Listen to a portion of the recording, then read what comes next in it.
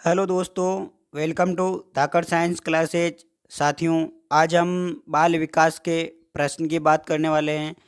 साथियों, ये प्रश्न पिछली रीट की परीक्षा में आए हुए हैं। वही प्रश्न मैं आपको यहाँ पर सोल्व करवा रहा हूँ और इनमें से वापस आ सकते हैं या फिर फर्स्ट ग्रेड सेकंड ग्रेड इन परीक्षाओं में आए हुए हैं। ऐसे प्रश्न मैं आपको यहाँ पे सोल्व करवाऊँगा। साथियों, वीडियो पसंद आए तो प्लीज़ चैनल को सब्सक्राइब कर ले और अपने दोस्तों के साथ शेयर अवश्य करें। साथियों, मैंने इस चैनल पर आपको बहुत सारा कंटेंट मनोविज्ञान का दे दिया है। इस पर मैंने आपको क्रैश कोर्स तक करवा दिया, मैराथन क्लासेस ले लिया आपकी मैंने, और मैंने गणित का आपको कोर्स करवा दिया है। मैं यहाँ पर राजस्थान पुलिस, पटवार, ग्राम सेवक और भी विभिन्न एग्जाम के लिए जिनमें साइंस है उनकी मैं आपको टेस्ट सीरीज यहाँ पर सोल्व करवाता हूँ, व्याख्या सहित सोल्व करता हूँ साथियों। और यहाँ पे भी हम व्याख्या करेंगे, इसकी भी हम व्याख्या कर करके बात करेंगे। तो साथियों, हमारा मैं इसमें से आपको 10% करवाऊँगा। 10% इतने इंपॉर्टेंट है कि ये मान के चलो कि रीट में, या अगर इन प्रश्नों को आप पढ़ के जाते हो तो आपके रीट में प्रश्न गलत नहीं होंगे साथियों। क्यों? क्योंकि ऑप्शन कट जाएंगे एक दूसरे से। मैं व्याख्या करूंगा यहाँ पे चारों के ऑप्शन की, एक प्रश्न से मैं 4% बताऊंगा, यानी कि इस वीडियो में आपको 10% से 40% जानने को मिलेगा साथियों। तो आइए चलते हैं आगे। पहला प्रश्न जो है साथियों, आज का पहला प्रश्न है, देखो ये पहला प्रश्न है। बाल्यावस्था को प्रतिद्वंदात्मक सामाजिकरण की अवस्था किसने कहा था? साथियों, ये मनोवैज्ञानिक के कथन है, लेकिन ये मनोवैज्ञानिक के कथन हमें इतने परेशान करते हैं कि हमें याद करने में बहुत बड़ी समस्या देती है। हम देखो, पहला ऑप्शन जो दे रखा है इसमें जर्सील्ड दे रखा है, दूसरा देखा फ्रोवेल दे रखा है, तीसरा दे रखा है स्टेनले हॉल और चौथा है किलपेट्रिक। तो साथियों, इसमें से सही उत्तर क्या होगा, मेरे को जल्दी से कमेंट करके बताइए। तो साथियों, इसका सही उत्तर जो होगा, इसका सही उत्तर होगा किलपेट्रिक। किलपेट्रिक कैसे होगा साथियों? किलपेट्रिक ने ये बात कही थी कि बाल्यावस्था प्रतिद्वंदात्मक सामाजिकरण की अवस्था होती है। इसका मतलब ये होता है कि इसमें बालक सामाजिकरण होने के लिए उसको क्या प्रतिस्पर्धा से गुजरना पड़ता है, यानी कि प्रतियोगिता से उसे क्या करना पड़ता है साथियों, उसे गुजरना पड़ता है। तो इस बात को आप अच्छे से समझ लेना साथियों, उससे समझ में आ भी गई होगी आपको। अब आपकी देखो व्याख्या करते हैं हर ऑप्शन की साथियों। इसका परमानेंट आंसर आपको यहाँ पे मिल जाएगा। ये जैसे ही दूसरा प्रश्न आपके सामने पेश हुआ और यहाँ पे मिल जाएगा इसका परमानेंट आंसर लिखित रूप में। अब साथियों, आपके मन में ये सवाल आ रहा होगा कि तो साहब ये जर्सील्ड इन्होंने कौन सा कथन कहा था? तो ये जर्सील्ड साहब हैं, इन्होंने ये बोला था कि बाल्य किशोरावस्था जो होती है ना, इन्होंने किशोरावस्था के ऊपर क्या दिया था साथियों, इन्होंने किशोरावस्था के ऊपर एक कथन दिया था। इन्होंने ये कहा था कि किशोरावस्था बाल्यावस्था से निकलकर आई परिपक्वता की अवस्था है। साथियों देखो, इसी की जगह एक प्रश्न नया आ सकता है कि किशोरावस्था बाल्यावस्था से निकलकर आई परिपक्वता की अवस्था है, किसने कहा था? तो ये कहा था हमारे जर्सील्ड साहब ने कहा था। अब अगला जो आता है स्टेनले हॉल। स्टेनले हॉल ने साहब साथियों एक बात बताई थी कि किशोरावस्था संघर्ष और तूफानों की अवस्था है। तो देखो, इससे ये प्रश्न पे आ सकता है कि ये कथन किसका है कि किशोरावस्था तूफानों एवं संघर्ष की अवस्था है? तो ये स्टेनले हॉल का है। और किलपेट्रिक ने क्या कहा था? तो इन्होंने कहा था कि बाल्यावस्था को प्रतिद्वंदात्मक सामाजिकरण की अवस्था कहते हैं। ये कथन किसका है, किसने कहा था? तो किलपेट्रिक ने कहा था। साथियों, समझ में आ गया होगा ये प्रश्न। अब अगले प्रश्न की ओर चलते हैं हम। जैसे हम अगले प्रश्न की ओर चलेंगे, इसका उत्तर आपको यहाँ पे मिल गया, देखो इसका करेक्ट उत्तर मिल जाएगा। अगला प्रश्न साथियों हमारा है, बाल विकास की संपूर्ण अवधि में मानसिक विकास की गति सर्वाधिक किस अवस्था में होती है? ये प्रश्न साथियों बहुत इंपॉर्टेंट प्रश्न है। ये प्रश्न आप गांठ बांध लो, इसको अच्छे से याद कर लो।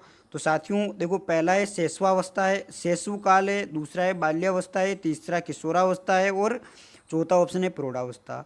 मतलब ये हमसे ये पूछना चाहता है कि बाल्य, ये जो चार अवस्था है ना, इन चारों अवस्थाओं में मानसिक विकास का मतलब होता है कि उसके जो दिमाग का विकास है सबसे ज़्यादा किस में होता है? तो साथियों, मैं इससे पहले आपको कुछ कथन बता दूं।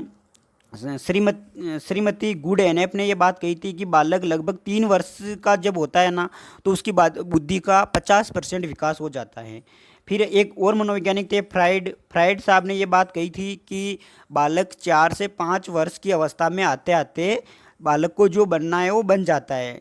इसका मतलब ये हुआ कि इन्होंने ये कहा था कि भावी जीवन की आधारशिला इसको शैशवकाल को कहा था उन्होंने।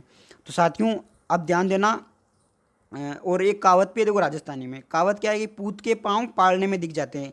साथियों आप खुद सोचिए बच्चा पालने में कब रहता है, इन चारों में से क्या किशोरावस्था में बच्चा पालने में रहता है, या फिर बाल्यावस्था में रहता है, प्रौढ़ावस्था में रहता है? तो आप कहोगे कि सर बच्चा जो है ना पालने में कब रहता है, शैशव काल में रहता है। तो हमारे राजस्थान में कहावत क्या है, पूत के पाँव पालने में दिख जाते हैं। इसका मतलब उसकी बुद्धि का विकास कहाँ पे हो जाता है, पालने में हो जाता है। तो साथियों ध्यान देना, सर्वाधिक तीव्र विकास किस अवस्था में होता है, तो उसका मानसिक विकास जो होता है ना सर्वाधिक तीव्र, वो शैशव काल में होता है। ये प्रश्न क्लियर हुआ होगा। अगले प्रश्न की ओर चलते हैं साथियों।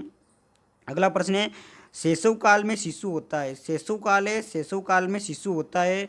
तो आप खुद सोचो साथियों, बात किसकी कर रहा है, शैशव अवस्था का मतलब होता है जन्म से 4-5 वर्ष की अवस्था में।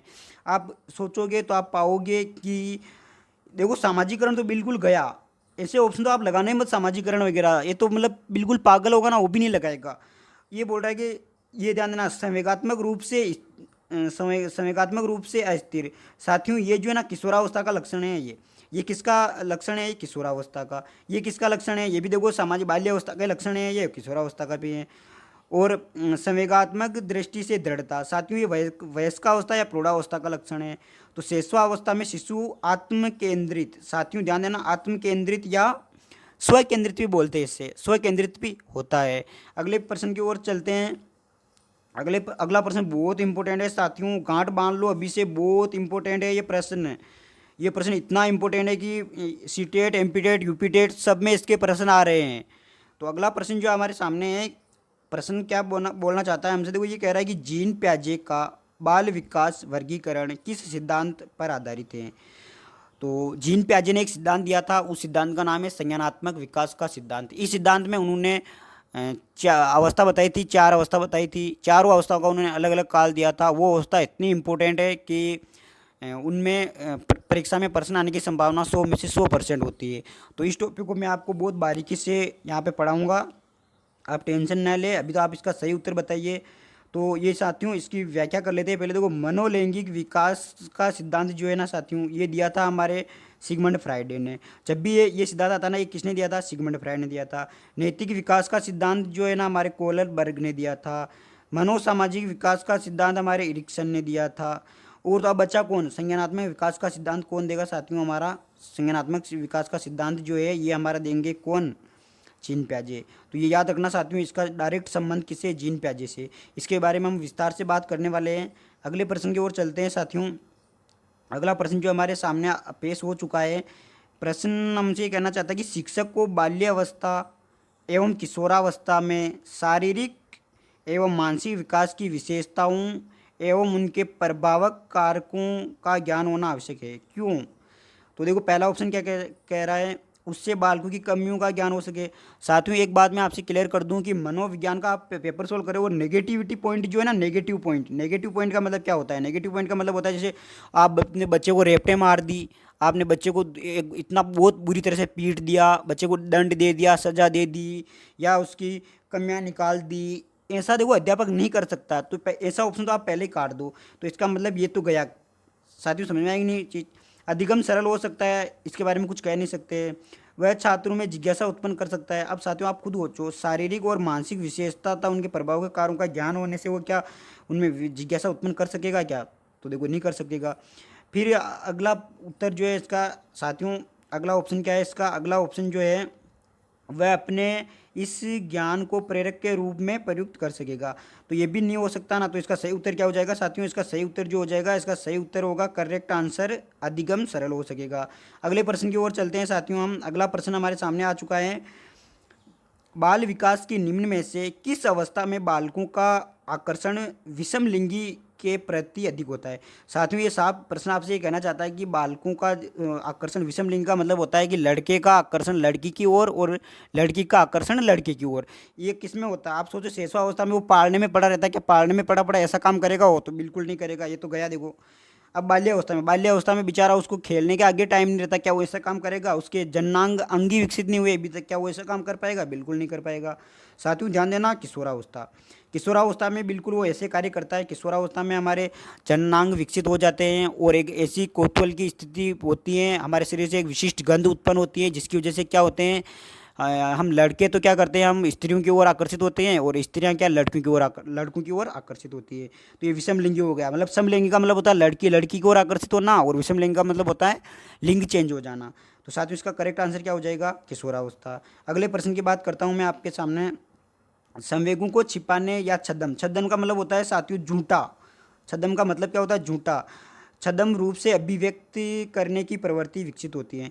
साथियों ये शेषावस्था में देखो बच्चा रोने लग जाता है। अगर रोने को छिपा देता ना तो बताओ ये रोता ही नहीं। वो तो पालने में उसको थोड़ा सा कुछ असमस्या लगी, असुविधा हुई और रोने लग जाता है। इसका मतलब इसमें तो समय को क्या कर छिपाता नहीं है। बाल्यावस्था में देखिए आप कोई बालक खेल रहा है या कुछ कर रहा है, उसकी आप गाड़ी जाके छीन लो, छोटा मोटा खिलौना है उसको छीन लो, वो जोर जोर से रोने लग जाएगा और मिट्टी में लौटने लग जाएगा। इसका मतलब ये हुआ कि इसमें भी नहीं हो सकता। क्यों? क्योंकि साथियों देखो इसमें तो किशोरावस्था, साथियों एक अवस्था ऐसी है किशोरावस्था।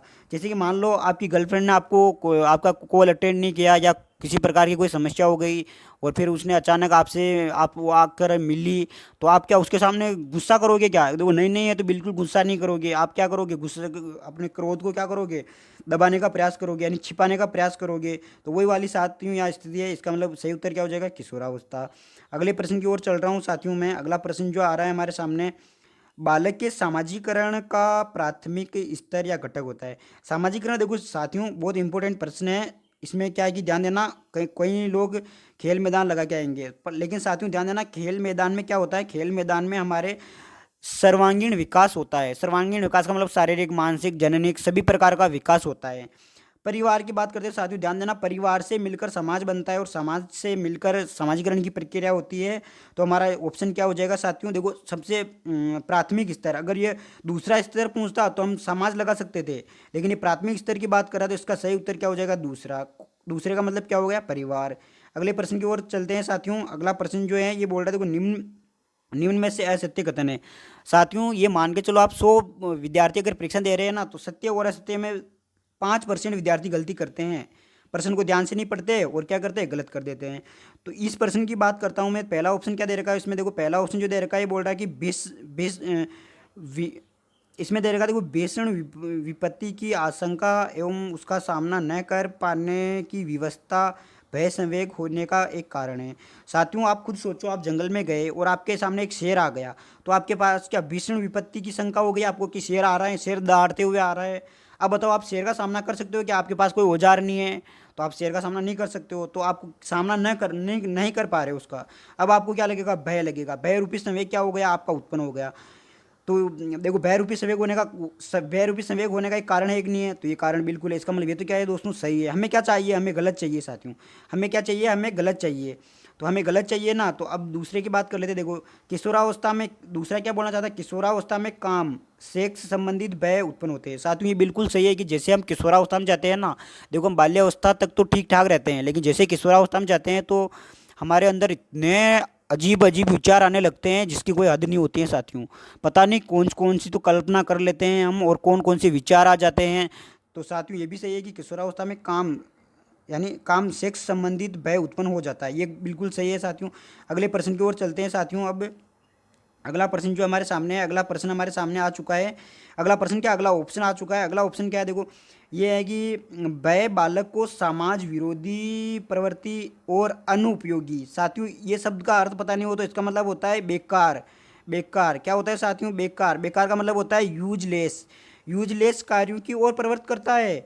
नहीं देखो भय बहुत ज़रूरी है साथियों, अगर भय नहीं हो ना तो भी देखो ये भय बहुत ज़रूरी भी है हमारे अंदर।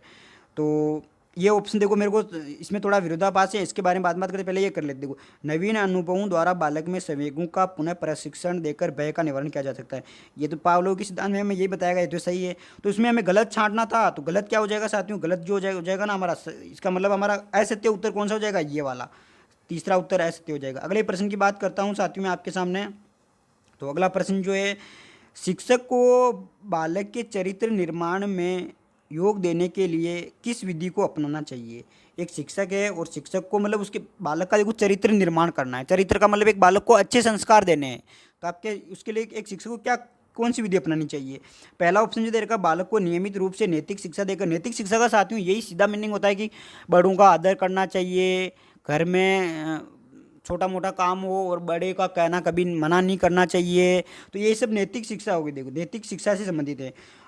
बालक की मूल प्रवृत्ति का दमन न करके, साथियों ये बहुत इंपॉर्टेंट प्रश्न है, बालक की मूल प्रवृत्ति का दमन कभी नहीं करना चाहिए हमें। मूल प्रवृत्तियाँ वे प्रवृत्तियाँ होती है जो जन्मजात होती है। तो मूल प्रवृत्ति, जैसे कि किसी की मूल प्रवृत्ति है कि शांत स्वभाव से बैठा रहता है, तो उसको बार बार हमें ये नहीं बोलना चाहिए कि और गूंगे बैठे ही रहता है पूरे दिन पर। देखो इससे क्या उसकी जो मूल प्रवृत्ति है उसका दमन होता है, तो ये नहीं करना चाहिए। बालक के अच्छे विचार, इच्छाओं एवं प्रवृत्तियों को प्रोत्साहन करना चाहिए। साथ ही सीधा ऑप्शन ये है कि अच्छे विचार है, उसके सुविचार है, उसकी इच्छा है, उसकी प्रवृत्तियाँ हैं, उसको मोटिवेट करना चाहिए हमें। तो और चौथा ऑप्शन जो है उक्त सभी। तो साथियों मेरे को ये भी सही लग रहा है, इसमें ये भी सही है, ये भी सही, इसका मतलब इसमें क्या आ जाएगा, उक्त सभी उत्तर आ जाएगा। तो साथियों इसका उत्तर क्या हो जाएगा, उक्त सभी हो जाएगा। तो इसका चौथा उत्तर समझ में आ गया आपको, उक्त सभी हो जाएगा। तो साथियों ये प्रश्न मैंने आपको पिछली रीट में आए हुए प्रश्न सोल्व करवाए। ये वीडियो आपको कैसा लगा? यदि वीडियो आपको अच्छा लगा तो तुरंत अभी आप चैनल को सब्सक्राइब कर ले, वीडियो को लाइक कर दे और अपने दोस्तों के साथ शेयर कर दे। साथियों इस चैनल पर मैं आपको राजस्थान पुलिस, पटवार, ग्राम सेवक, प्री बीएड यानी पीटीईटी, बीएसटीसी, कई प्रकार के एग्जाम की टेस्ट सीरीज सोल्व करवाता हूँ। और ये मान के चलो कि यदि आप ये टेस्ट दे लेते हो और इस टेस्ट में से आपके 90 में से मतलब 100 में से 90% अंक आपने प्राप्त कर लिए, तो आपका कोई भी ऐसा एग्जाम नहीं जिसमें आपका सिलेक्शन रुक सके। मैं क्योंकि यहाँ पे हमने 40% सोल्व किए साथियों, 1% सोल्व नहीं किया हमने, 10% के अंदर 40% सोल्व किए। तो दोस्तों चैनल को प्लीज़ सब्सक्राइब कर ले। और धन्यवाद दोस्तों, मिलते हैं नेक्स्ट वीडियो में। तब तक के लिए खुश रहिए, मुस्कुराते रहिए और पढ़ते रहिए, आगे बढ़ते रहिए।